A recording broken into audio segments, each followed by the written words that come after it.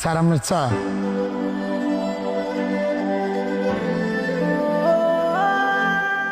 আরে ভাইয়া, তুমি তোমার পায়ে কি হয়েছে? কি কইতেছেন স্যার? আমার ভাইয়া ডাকতেছেন কেন? আমি তো কারোর ভাই না।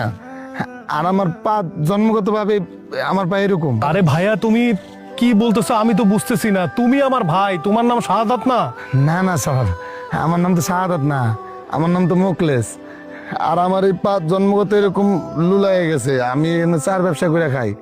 আপনি মনে হয় কারোর লাগে আমার গোলা ফেলাইতেছে। কি বলতেছো না বলতেছো আমি তো বুঝতে পারছি না। আর আমি আমার ভাইকে চিনবো না?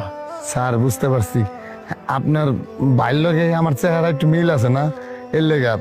স্যার আমি কারোর ভাইটাই না, আমার কোনো ভাইটাই নেই স্যার, আমি একাই। আপনার চাটা ঠান্ডা হয়ে গেছে, আমি গরম করে না দিই। না না, চা লাগবে না, ঠিক আছে। আচ্ছা। মেঘ, এইটা কি তোমার সত্যি ছোট ভাই? না আসলে ওরকম কিছু না। মেঘ, তুমি আমাকে ব্যাপারটা ক্লিয়ার করো, ও কি সত্যি তোমার ভাই? আচ্ছা, আমি একটু ওয়াশরুম থেকে আসি। মেঘ, নদী, নদী, নদী, জানো আজকে কি হয়েছে? আজকে না আমি আমাকে মেঘরে দেখছি। তুমি জানো আমাকে মেঘরে দেখলে চিনাই যায় না। ওই মস্ত বড় অফিসারের মতো জামা কাপড় পরা। আবার আবার মেঘের লগে একটা সুন্দরী ম্যাডামও আছিল। মনে হয় ওই ম্যাডামের পছন্দ করে, বিয়া শাদি করবো। জানো, মেঘ না আমার দেখে সাথে সাথে চিন্তা ফেলাইছে। কিন্তু কিন্তু আমি ওরা কইছি যে না, আমি ওর ভাই না। কি কোন এসব? মেঘ অনেক বড় অফিসার হয়ে গেছে, কই ওর আপনি নিয়ে আইলেন না? তুমি দেখবা, কিন্তু ওর যে অবস্থা দেখলাম, বিশাল গাড়ি, টাকা পয়সা মনে হয় হয়েছে মেলা। ওরা যদি এই অবস্থায় আমি কইতাম যে আমি ওর ভাই, হয়তো এই জিনিসটা মাইনা নিতে পারতো না, ওই পাগলামি শুরু করে দিত। আমি তো চিনি আমার বাইরে, এই জন্য আমি ওরা চিন্নাও না চিনার ভান করছি। আমি ওরা কইছি যে না, আমি তোর ভাই না। ও আমার এই পায়ের কথা জিজ্ঞাসে, কিন্তু আমি ওর পায়ের কথা কিছু কই না। আমি কইছি এটা আমার জন্ম থেকে এই অবস্থা হয়েছে। জানো, মেঘের দেখা আজকে আমার মনটা কি খুশি হয়েছে। আমার মনটার ভিতরে কি আকাঙ্ক্ষা ছিল, কতদিন আমি আমার ভাইটারে দেই না, আমি দেখে অনেক খুশি হয়েছি আমার ভাইটা। কিন্তু আমি তো ভালো নাই ভাই। মেঘ, তুই এখানে? ভাই,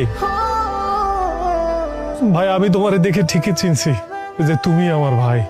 আচ্ছা, তুমি আমারে চিনতে অস্বীকার কেন করলা ভাই? তোরা আমি যে অবস্থা এখানে দেখছি, দামি গাড়ি, কি সুন্দর জামা কাপড়, দেখতে আমার বাইরে অফিসারের মতো দেখা যায়। আর একটা ম্যাডামও ছিল তোর লাগে। আমি যদি ওখানে তোরে কইতাম যে আমি তোর ভাই, তুই যে পাগলামি শুরু করতে রে আমি জানি। এই জন্য আমি তোর স্বীকার করি নাই যে আমি তোর ভাই। ভাই সব ঠিক আছে, আমি তোমারে কত খুঁজেছি তুমি জানো। আচ্ছা আমাকে একটা কথা বলো তো, তুমি বাড়িঘর কেন বিক্রি করে দিছো? আমি এখানে থাকতেছি, এমনি এমনি থাকি। গ্রামের জায়গা জমি, ওটা টাকা দরকার ছিল, ওই লেগে বিক্রি করে দিছি। ওটা সমস্যা নাই ভাই। তুই ভালো আছো, তুই ভালো আছো সেটা দেখে আমার শান্তি। না ভাই, তুমি আমারে দয়া করে বলো কেন তুমি বাড়িঘর বিক্রি করছো? আমি তোমারে কত খুঁজেছি ভাই, আর তুমি এখানে কেন থাকো? আরে আমার ভাইটা এখনো নাচর বান্ধব রয়েছে, দেখছো? সেই ছোটকালের মন মানসিকতা নিয়ে আস। শোন, তোর যখন শহরে পাঠাইছি পড়ালেখা করতে,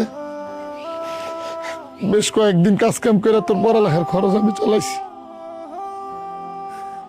কিন্তু যখন আমার কাছে আর টাকা পয়সা ছিল না, তারপরে আমি আর কোনো কুল কিনারা খুঁজে পাই নাই। কিন্তু আমার একটা ইচ্ছা ছিল যে কোনোভাবে আমার ছোট ভাইয়ের পড়ালেখা বন্ধ করুন যাইব না। আমরা খেতে খামারে কষ্ট করে কাজ করে যেভাবে খাই, তুই ওইভাবে খাবি এটা আমি মানতে পারি নাই। এর লেগা আমি আর তোর ভাবি মিলা আমাকে জায়গা জমিন ঘর বাড়ি সব বিক্রি করে দিছি। বিক্রি করে আমি তোর টাকা পাঠাইছি, তোর পড়াশোনা শেষ করছো।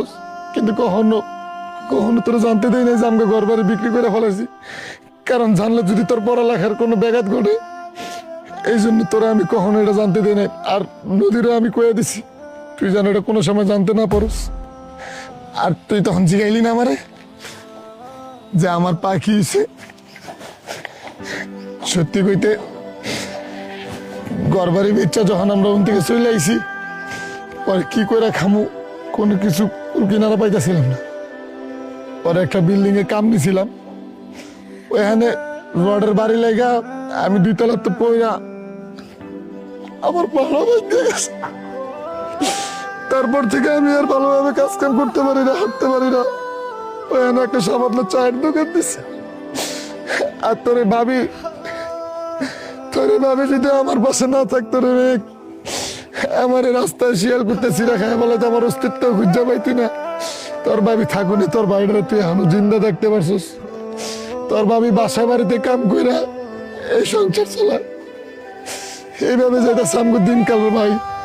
এই অবস্থা যদি আমি স্বীকার করতাম যে আমি তোর ভাই, তুই কি না কি মনে করস, এই জন্য আমি আর কই না যে আমি তোর ভাই। ভাই, তুমি আমার জন্য অনেক ত্যাগ করেছো, অনেক কষ্ট সহ্য করেছো।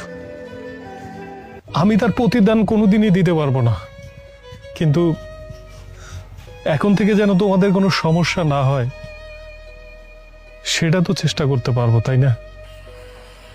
এই, তুমি না বললে এই লোকটা তোমার ভাই হয় না? তাহলে তুমি এখানে কি করতেছো? চলো, আমাদের দেরি হয়ে যাচ্ছে। ও মীরা, হ্যাঁ আসলে এটাই আমার ভাই। হনো ভাই, তুমি না এইসব নিয়ে একেবারে চিন্তা করো না, বুঝছো? মানে আমরা যে অবস্থাতেই থাকি, কিন্তু তুমি যে এখন অনেক ভালো আছো, সুখে আছো, কত বড় অফিসার হয়ে গেছো, এটা দেখাই না আমাকে অনেক শান্তি লাগতেছে। আমাকে তোমার চিন্তা করুন লাগবো না। শোনো, তোমাদের নিয়ে চিন্তা করবো না, আমি কাকে নিয়ে চিন্তা করব বলো? সবকিছু বাদ দাও। আমাকে আল্লাহ অনেক টাকা পয়সা দিছে, আমি আর তোমাদের এখানে কষ্টে থাকতে দেব না। আজকের পর থেকে তোমরা দুজন আমার বাড়িতে আমার সাথে থাকবা। না না ভাই, শোন, পাগলামি করিস না। আমার লক্ষ্মী ভাই, তুই যেখানে আসস অনেক ভালো আসস। কত সুন্দর দেখা যায় আমার বাড়িটারে। আমি আর তোর ভাবে যেখানে আছি এখানে কোনো রকম দিনকাল কাটাইতে পারবো, সমস্যা নাই। তুই শুধু মাঝে মধ্যে আয়া আমগুলো একটু দেখা যাইস, আর তোর চেহারাটা আমগুলো একটু দেখা যাইস, তাতেই আমরা খুশি ভাই, তাতেই আমরা খুশি। ভাই, সব মানুষ একরকম হয় না। তুমি হয়তো এটাই ভাবছো যে আমি বড় লোক, আমার সোসাইটি আলাদা, কিন্তু ভাই আমি যাই হই না কেন, আমি তো তোমার ভাই। সবার আগে আমি তোমার ভাই। আর বাবা মা মারা যাওয়ার পরে আমি তো অনেক ছোট ছিলাম, আমার কিছুই মনে নেই। তুমি আমার বাবা মা, তুমি আমার জন্য অনেক কষ্ট করেছো ভাই। আচ্ছা ঠিক আছে, তুমি তো আমার চাকরির কথা চিন্তা করছো, আমি আর আমার চাকরিতে জয়েন করব না। আমার সাথে যেহেতু তোমরা যাবা না, আমি তোমাদের বাড়ির উঠানে ঘুমাবো। আমার চাকরি যায় যা। তুমি কি চাও যে এত কষ্ট করে আমি যে অর্জনটা করেছি সে চাকরিটা আমার চলে যাক? না না ভাই, তুই এটা কি কইতাছস? তুই কি পাগল হইছস? আমি তো মনে করছি যে মানুষের টাকা পয়সা হইলে মানুষ পরিবর্তন হয়, পাল্টায় যায়। কিন্তু তুই তো হে ছোট যে মেঘ আসিলি সেই মেঘই রইছস। তোর এখনো এক ঘর আমি যাই নাই না, তুই যেটা কবি এটাই করতে হইব। এই শুনছো, আমার পাগলা ভাই যখন কইছে আম করে নিয়ে যাবো, নিয়েই যাবো, নাহলে আম করে ছাড়বো না। তুমি একটা কাম করো, জামা কাপড় সব গুছাল, আজকে থেকে আমি আমার ভালো লাগে একসাথেই থাকবো। ভাইয়া